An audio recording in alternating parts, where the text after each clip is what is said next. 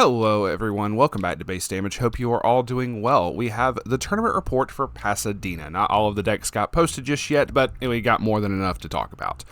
So a couple things to get into this. This is the very last one of the year before we go into Worlds, and then after Worlds, subsequently, we will have teams and everything. So let's go ahead and get right into this because there's a lot to talk about and a lot of really cool things I did want to mention as well for this particular tournament report. As always, let's go over here to the English Bushiroad site just to double check, and I really didn't think there was going to be any hits for it, obviously, but for Pasadena, they only had Marvel Pixar, kind of expected, obvious. And just to go ahead and say this, so this happened the weekend of March 22nd.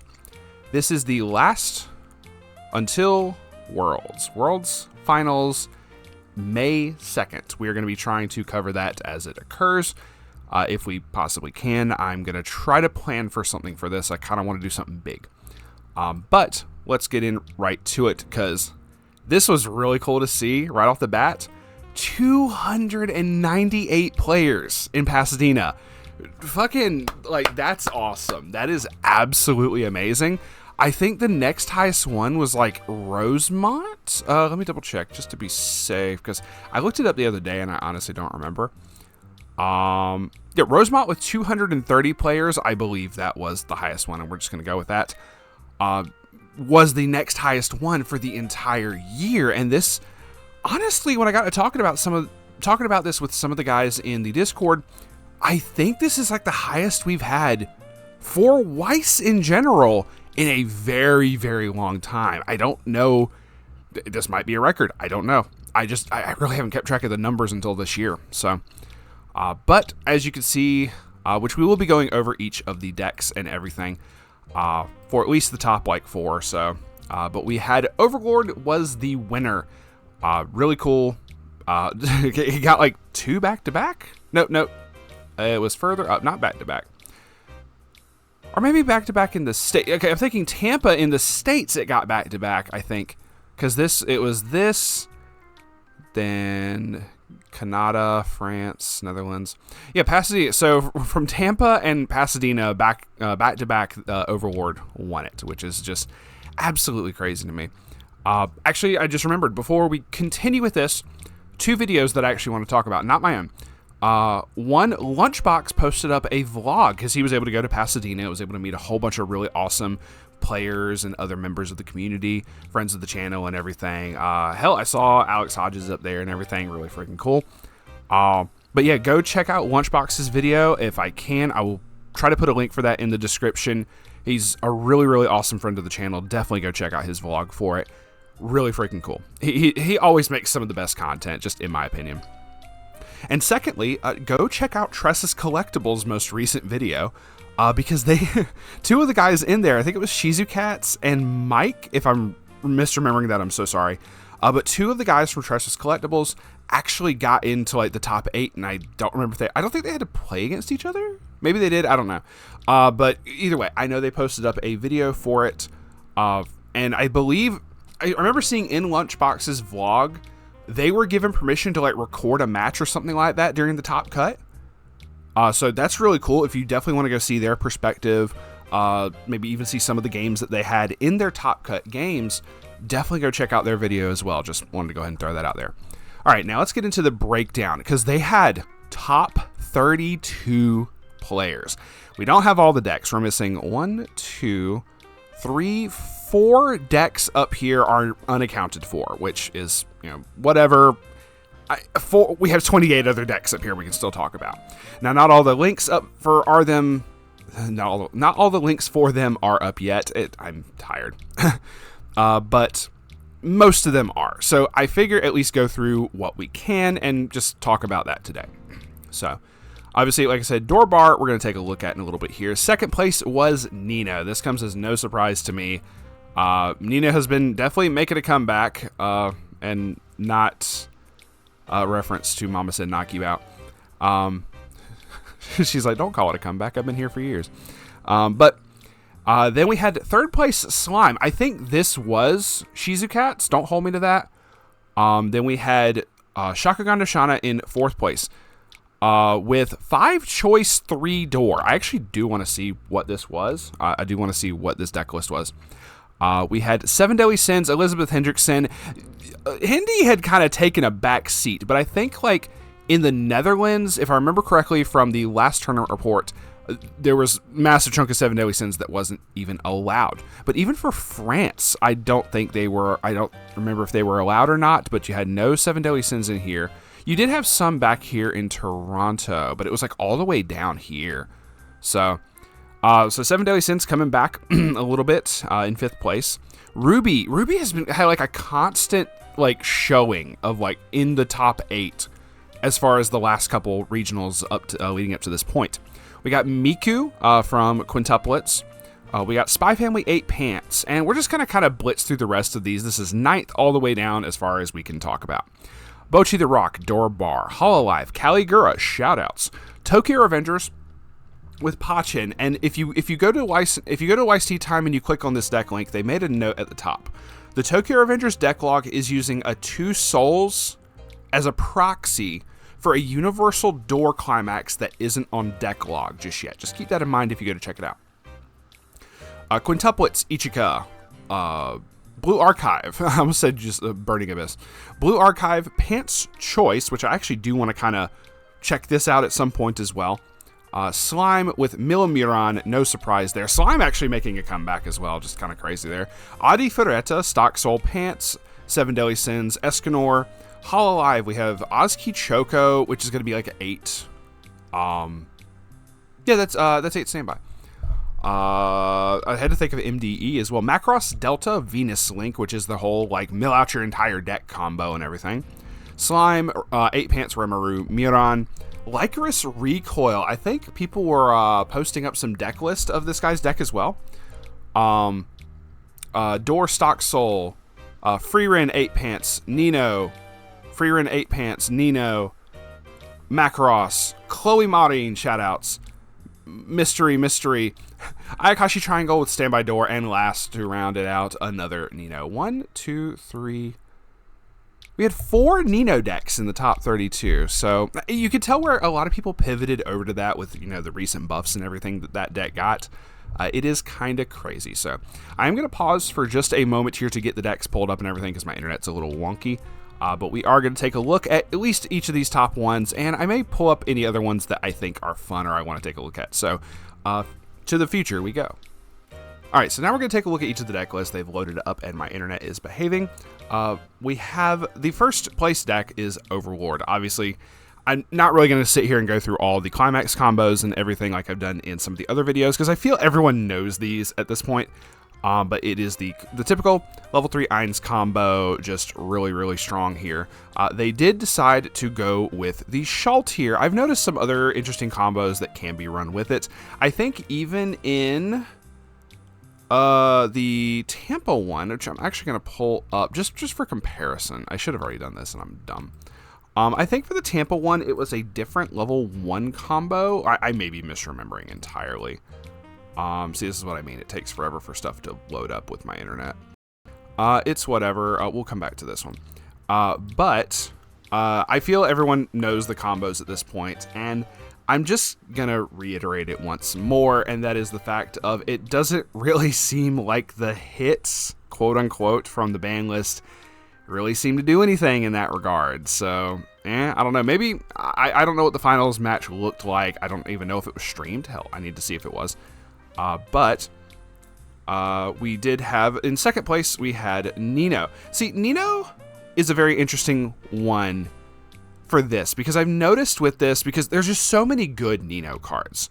This only runs 2 of the climaxes. The Straightforward Feelings works with this particular level 3 Nino.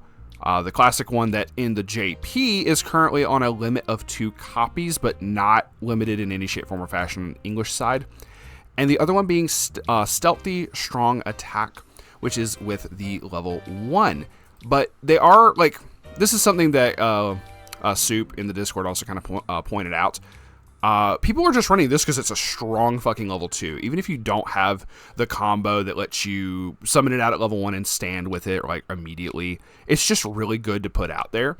as well as this one. This is a very interesting uncommon that they're not running in here, but there's like a level 2 or something. There's another... Oh, no, it is this one. It is this one. Yeah. Okay, so you can still run this one. You can still run this with this.